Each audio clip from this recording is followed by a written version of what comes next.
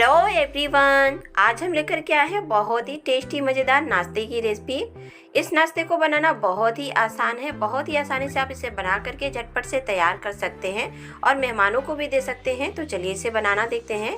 इसे बनाने के लिए हमने लिए हैं 2 मीडियम साइज के आलू। ये बॉयल आलू हैं, इनको हमने उबाल करके ठंडा कर लिया था और अब इसे हम छील लेंगे। आलूओं को छीलने के बाद ग्रेटर से ग्रेट कर लेंगे। आप चाहें तो आलूओं को मैश भी कर सकते हैं, लेकिन इसमें मोटे वाले चंक्स नहीं रहने चाहिए, एकदम बारीक हो जाना चाहिए। तो यहाँ लीजिए, आलूओं को हमने ग्रेट कर लिया है और अब इसमें हम डालेंगे 2 टेबलस्पून उबले हुए हरे मटर के दाने। इन दानों को हम हाथों से मैश करके डालेंगे और अब इसमें हम डाल देंगे एक छोटे साइज का प्याज चॉप करके। प्याज को हमें बिल्कुल बारीक बारीक काटना है। और अब यहाँ पे ले रहे हैं बारीक कटी हुई धनिया की पत्ती, 2 हरी मिर्ची बारीक कटी हुई, 1 छोटा चम्मच लाल मिर्ची पाउडर, आधा चम्मच काला नमक, आधा चम्मच खाने वाला सादा नमक, आधा चम्मच गरम मसाला और इसे चटपटा सा टेस्ट देने के लिए इसमें हम डालेंगे आधा नींबू का रस। आप चाहे तो यहाँ पे चाट मसाला या अमचूर पाउडर भी डाल सकते हैं। ध्यान रहे, जितना अच्छा हम अपना मसाला तैयार करेंगे आलू का, उतनी बढ़िया हमारा ये नाश्ता बन के तैयार होगा। तो इसे और अच्छा बनाने के लिए हम इसमें डाल रहे हैं ग्रेट किया हुआ गाजर। यहाँ एक मीडियम साइज के गाजर को हमने ग्रेट करके लिया है और इन सभी चीज़ों को अच्छे से मिक्स कर लेना है। तो यहाँ पे लीजिए, हमारे आलू मटर और गाजर की चटपटी सी फीलिंग बन करके तैयार हो गई है। अब एक बॉल में हम ले रहे हैं 2 बड़ा चम्मच मैदा। आप चाहें तो गेहूँ का आटा भी ले सकते हैं और इसमें डालेंगे 1 चम्मच सफ़ेद तिल, 1/4 चम्मच कलौंजी, आधा चम्मच कुटी हुई लाल मिर्च, आधा चम्मच नमक और थोड़ी सी बारीक कटी हुई धनिया की पत्ती। इन सभी चीज़ों को हम पहले ड्राई ही मिक्स कर लेंगे और अब इसमें थोड़ा थोड़ा सा पानी डालते हुए इसका घोल बनाएंगे। तो पानी हमें इकट्ठा नहीं डालना है, थोड़ा थोड़ा डालते जाना है और चलाते जाना है। अब इसको अच्छे से हम फेंट लेंगे। मैदे का जब हम घोल बनाते हैं तो नाश्ता ज़्यादा कुरकुरा बनता है। वैसे चाहे तो आप गेहूं के आटे से भी इस घोल को बना के तैयार कर सकते हैं। घोल को हम रख देंगे साइड में और अब हम यहाँ पे ले रहे हैं गूथा हुआ गेहूं का आटा। ये सुबह का बचा हुआ गूथा हुआ गेहूं का आटा है। आप चाहे तो तुरंत से आटा गूंथ सकते हैं और अगर बचा है तो इस तरह से ले लीजिए और सूखा आटा लगाते हुए इसको हम अच्छे से मसल लेंगे। इस आटे की हमें एक बड़े साइज की लोई बना के तैयार करनी है। तो यहाँ लगभग 2 रोटी का ये आटा है, इसकी हम एक बड़ी सी रोटी बनाएंगे। तो सूखा आटा लगाते हुए एक रोटी चलिए बेल लेते हैं।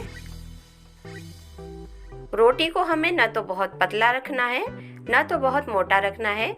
जैसे नॉर्मल सी रोटियां हम बनाते हैं, बस उतने ही थिकनेस की रोटी हमें बनानी है। रोटी को बनाने के बाद इसको हम स्क्वायर शेप देंगे। तो बेलन से किनारों को खींचते हुए थोड़ा सा स्क्वायर शेप चलिए दे देते हैं। चाहे तो आप चाकू की मदद से काटते हुए भी स्क्वायर शेप दे सकते हैं। और अब इस स्क्वायर रोटी के ऊपर हम अपनी चटपटी सी आलू की फिलिंग रख देंगे। आलू की फिलिंग को हमें सब जगह फैला लेना है। तो थोड़ी थोड़ी दूर पे इस तरह से रखेंगे और चम्मच की मदद से इसको फैलाएंगे। आलू की इस फिलिंग को हमें रोटी पे सब जगह एक बराबर सा फैलाना है, कहीं मोटा कहीं पतला ऐसे नहीं रखना है। तो ये देखिए, पूरी रोटी पे हमने आलू की फिलिंग को फैला लिया है और चम्मच से ऊपर से बिल्कुल चिकना कर देते हैं। अब इनको हमें काट लेना है। तो पहले इस तरह से हम लंबाई में काट लेंगे। यहाँ पे देखिए, हमने इसको 3 हिस्सों में डिवाइड कर दिया है और अब इसको दूसरे साइड से भी काट लेंगे। तो यहाँ पे देखिए, इस तरह से काटते हुए इसको हम ट्रायंगल शेप दे रहे हैं। चाहे तो स्क्वायर शेप भी दे सकते हैं। अब एक साइड से पकड़ते हुए इसको हम डबल कर देंगे। इस तरह से थोड़ा सा हाथों से प्रेस कर लेंगे। इसी तरह से देखिए, दूसरे वाले को भी डबल करेंगे। चाहे तो इनके किनारों को इस तरह से टैप भी कर सकते हैं ताकि फिलिंग बाहर ना निकले। बहुत ही आसान सा ये नाश्ता है, बहुत ही झटपट से बन जाता है। इसको किनारों से इस तरह से दबाएंगे ताकि फिलिंग बाहर ना आए और प्लेट में रखते जाएंगे।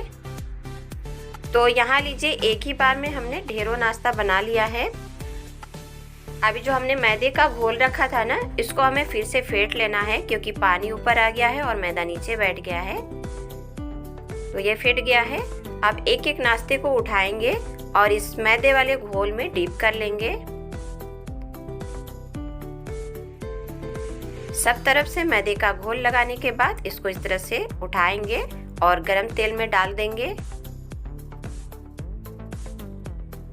चाहे तो हाथों की मदद से भी उठाते हुए इस तरह से तेल में डाल सकते हैं। यहाँ पे फ्लेम को हमने मीडियम कर रखा है। जब लगे कि तेल ज़्यादा गर्म हो गया है तो आप लो भी कर सकते हैं। इन्हें थोड़ी देर एक साइड होने देंगे, उसके बाद पलट देंगे।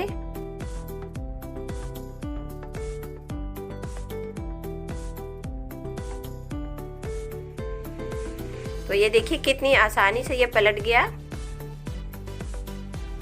और अब दूसरे साइड से भी पकने देंगे और उसके बाद पलट देंगे। अभी यहाँ पे हमने फ्लेम को बिल्कुल लो कर दिया है ताकि ये धीमी धीमी आंच पे अच्छे से क्रिस्पी हो जाए। और थोड़ी थोड़ी देर पे इसको हम पलटते जा रहे हैं। जब तक कि इसमें मनचाहा कलर नहीं आ जाएगा तब तक इसको हम फ्राई करेंगे। इसको जितने अच्छे से हम फ्राई करेंगे उतना ज़्यादा ये क्रिस्पी बनेगा। तो यहाँ आप देख सकते हैं, इसको हम बराबर से उलटते पलटते दोनों साइड से क्रिस्पी कर ले रहे हैं। और अब इनमें बढ़िया सा कलर आ चुका है। तो चलिए इनको ऑयल से बाहर निकाल लेते हैं।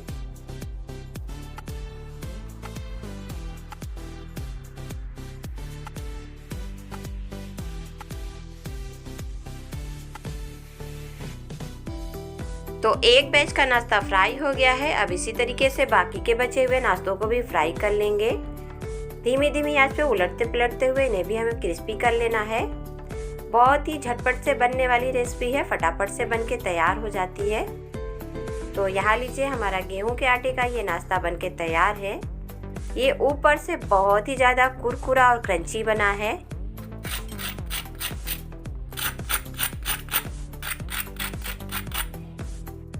आवाज़ से पता चल रहा है ना कितना क्रिस्पी बना है और खाने में बेहद टेस्टी, चटपटा और मज़ेदार होता है। आप इसको हरी वाली चटनी या सॉस के संग सर्व करिए। चाहे तो आप इसे मेहमानों को भी खिला सकते हैं, वो बता नहीं सकते कि इसको अपने बचे हुए गेहूं के आटे से बनाया है। तो अगर कभी आपके पास भी गुथा हुआ आटा बच जाए तो इस रेसिपी को आप ट्राई कर सकते हैं। बहुत ही लाजवाब सी रेसिपी है, ज़रूर ट्राई करिएगा।